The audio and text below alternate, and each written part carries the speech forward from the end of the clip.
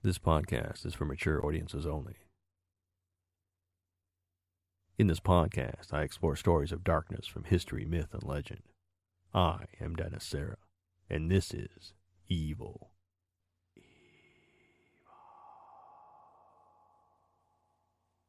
This episode is brought to you by Horror Pack. Did you ever lose time? I mean mentally actually lose a block of time. Sleep? No, not sleep. If you think you lose time when you sleep, you have never actually lost it. Our minds wander when we're asleep. Subconsciously, we're aware of some semblance of the passage of time when we're asleep. Sleep is like a deep pothole. There are definitive edges to the pothole, and deep inside it is filled with something. You may not be able to describe what's inside or even see what's in there, but you know something is there. Losing time is like a section of the road was cut away, removed, and the edges were pushed back together. You can see the crease. You know there was more road at one time, but you have no way of knowing how much of the road was actually removed. How do I know?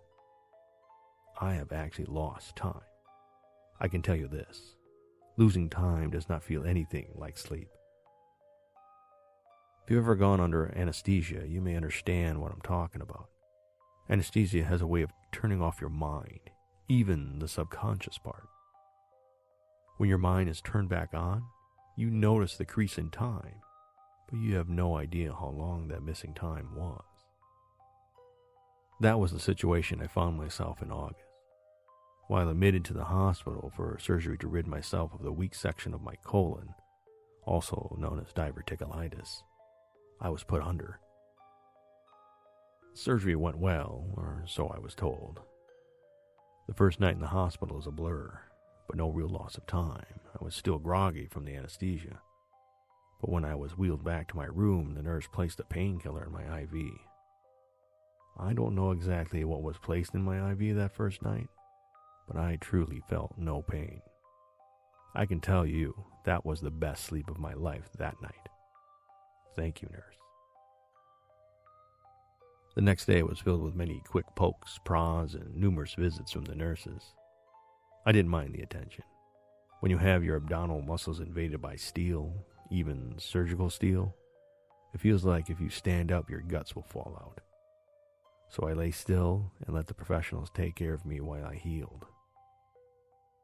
One duty of the nurses was to administrate painkillers when the pain was just too much. I played the typical man thing, tried to go as long as I could before asking for any. I usually only asked for it when it was time to sleep. I mean, I could live with the discomfort while just lying there watching hospital TV, but I couldn't sleep with that level of pain. The second night was not as restful as the first. The nurses only administrated that special painkiller on that first night. Too strong or too addicting, perhaps. No matter, as the new painkiller let me sleep. For a while, at least. The visits from the nurses continued through the night, no matter how groggy I was. However, I did notice they entered in pairs on the night shift. The second would not say much. She would just observe the first nurse going about her business. A trainee, I suppose. The night shift always started with a custodian entering the room and emptying the small garbage cans. A pleasant lady who was probably in her 700s. I honestly couldn't tell you how old she was, but she was on the dark side of ancient. I was surprised she could move so well. I don't know if she spoke English, as she never said a word. She was sweet, though. On that second night, she saw me struggling to reach my juice on the tray next to my bed, and, without a word, she slid it towards me as she walked by. I said a weak thank you, but she just kept going about her business. When she left, the pair of night shift nurses would enter and begin the prodding and poking. The working nurse would have a smile on her face the entire time. The trainee nurse just observed the first with little or no emotion. They never stayed for long. After the two nurses left me that second night, I was looking forward to a few hours of sleep. I was starting to feel a bit numb from the sweet shot the nurse just gave me, and sleep seemed inevitable. A few hours later, how long exactly I was not sure, I felt movement in my room. I half cracked open my left eye to see if it was the two nurses returning to check up on me. The room door was shut, and the only illumination in the room was the hallway light shining from the large gap under the door. What is it with hospitals and room doors that do not go all the way to the floor? Since the door was closed, I figured the movement I noticed must have been a nurse walking past the door and down the hall. I was wrong. The shadows shifted, and a little girl in a hospital gown walked quietly from behind the foot of my bed to the foot of the empty bed on the other side of the room. She had dark curly hair, but I couldn't see her face. I pushed myself up on my right elbow and tried to see over the bed. I strained to move a little higher, but my abdominal muscles reminded me of the recent steel trespass on them. I groaned and lowered myself back on my right elbow. When I looked up, the little girl was peering over the empty bed at me. Her eyes were wide. I don't think she knew I was there until I made the groaning sound. She looked surprised. I didn't want to scare her, so I smiled and waved.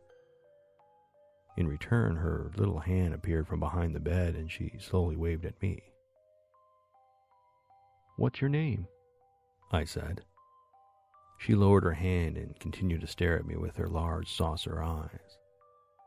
After a few blinks, she whispered from behind the other bed, "Careful, she is watching you." The voice was strange, almost ethereal. I reached for the hospital remote attached to my bed and turned on the lights above my headboard. When I glanced up, I did not see my little visitor. She may have ducked down behind the other bed. She could not have left as the door was still closed. "Little girl, it's okay. Where are you?" I said. As I was straining to raise myself to get a better look, the door opened. A pair of night shift nurses came in. The prodding and poking was about to take place again. Seeing that my headboard lights were already on, they turned on the overhead lights. "Well, you're up early. Do you need another shot?" the main nurse said.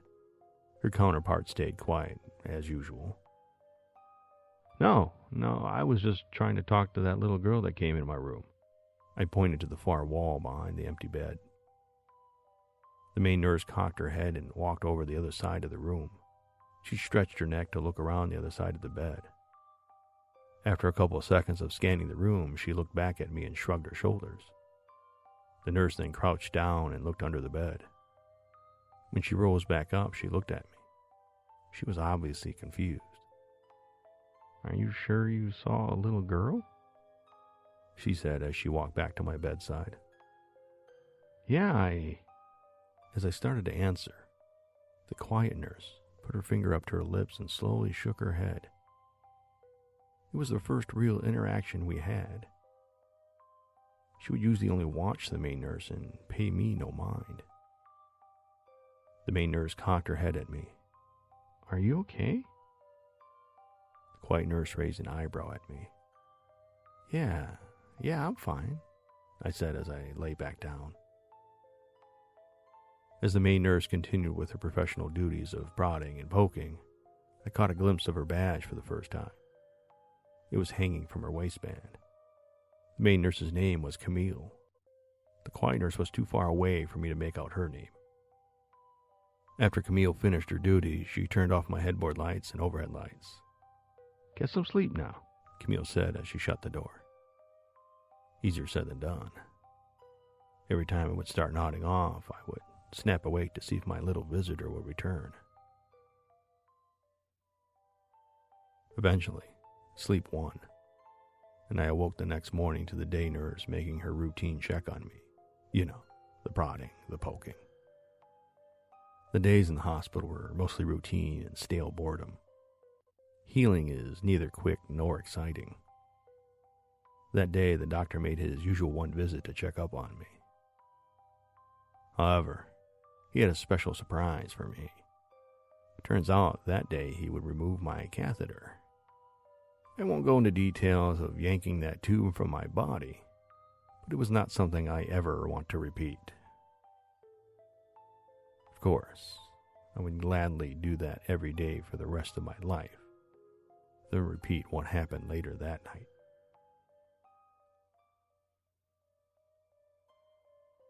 The night shift started as usual. By then, the pain was tolerable enough that I could sit up for short periods of time. I was sitting up when the sweet ancient custodian made her usual appearance. She flew her usual pattern without saying anything. I managed to get 2 seconds of eye contact. I smiled and gave her a nod. I think she actually smiled at me. Shortly after the custodian left, the pair of night shift nurses entered the room. Camille did the prodding and poking. Her silent partner observed. Camille asked how my pain was and injected the usual painkiller through my IV. I think it was hospital policy to ask the patient their pain level prior to administering the painkiller. Camille always asked. The painkiller did its job and I was numb enough to sleep again. The light from the hall beamed again from under the door. I could hear the whisper of nurses and the patients that could not sleep. It was the middle of the night and I had woke again. My eyes were slits and I looked out into the dark room. A figure was sitting on the other bed. It was the little girl from the night before. Her hair was dark and curly. Her eyes were unblinking as she stared right at me. Her mouth was a thin frown with her bottom lip slightly protruding. I slowly sat up, still a little numb from the painkiller. The little girl began to mouth some words, but she was whispering too low for me to make out what she was saying. She continued to stare until we heard footsteps at the door. She turned her gaze from me to the door.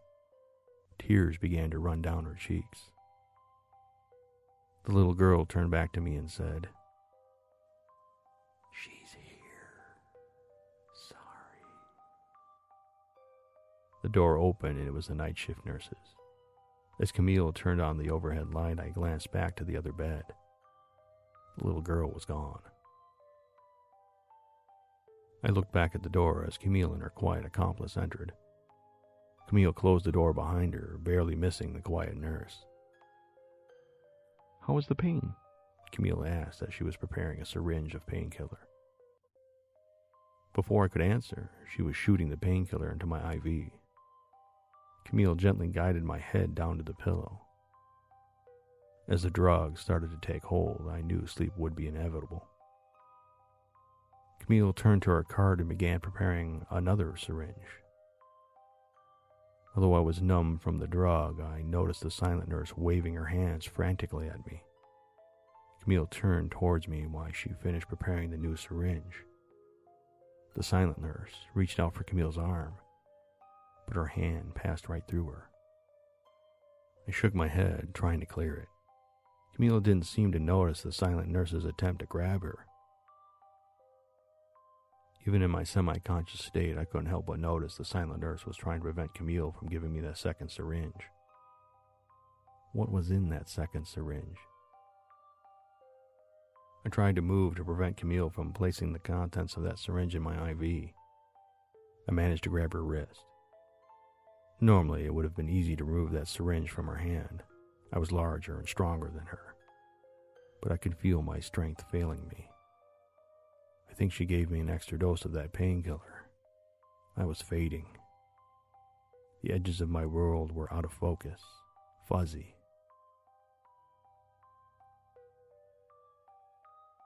As I continued to struggle with her, I noticed the curly-haired girl behind Camille. The little girl was trying to pull on Camille's scrubs. Camille didn't notice, and the curly-haired girl was crying. She looked frightened and frustrated. Over the racket of the struggle and the fuzziness of my mind, I thought I heard the little girl scream. My world was almost fully engulfed by the numbness. Although I continued to hang on to Camille's wrist, I had no strength left to stop her. Camille was whispering, "Shh, it'll be over soon." I watched her place the syringe in my IV and push its contents in. Soon afterwards, I blacked out.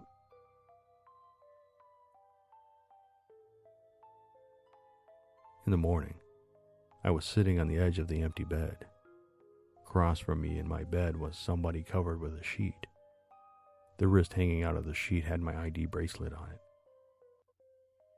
I sat and watched as two orderlies wheeled my body from the room. I was about to get up and follow them when I felt a tight warming on my arm. It was the curly-haired girl. She was sitting on the bed right next to me. She had wrapped both of her arms around my right arm and leaned her head into my shoulder. I patted one of her arms and smiled at her. She looked up at me with sad eyes. "Please stay and help us warn the next one."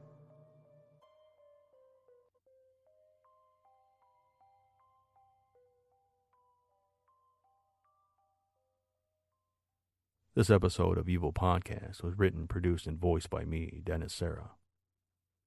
This episode was brought to you by Horror Pack. Horror Pack is a horror movie subscription service. Every month you get 4 new horror movies. Go to evilpodcast.com and click on the Horror Pack button. If you enjoyed this episode, go ahead and hit subscribe on whatever podcast player you're using. Also, if that podcast player allows you to rate and review, please do. Evil Podcast can be found on Apple Podcasts, Stitcher, TuneIn, iHeartRadio, and many others. Past episodes can be found at evilpodcast.com. If you'd like to contact me, you can certainly go to evilpodcast.com. Also on Twitter, I'm at Dennis Serra. I truly enjoy doing this podcast, and I could use a little assistance from you. There's a couple of different ways you can do that. Of course, you can hit the subscribe like I mentioned earlier. You can also donate any amount of money you like.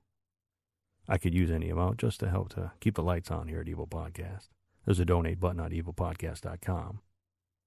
Also, you can go to patreon.com/evilpodcast. Become a monthly subscriber for as little as $1 if you like. If you go to evilpodcast.com, I have a link there as well. Any little assistance will certainly help. I'd like to thank you for listening, and until next time, be good.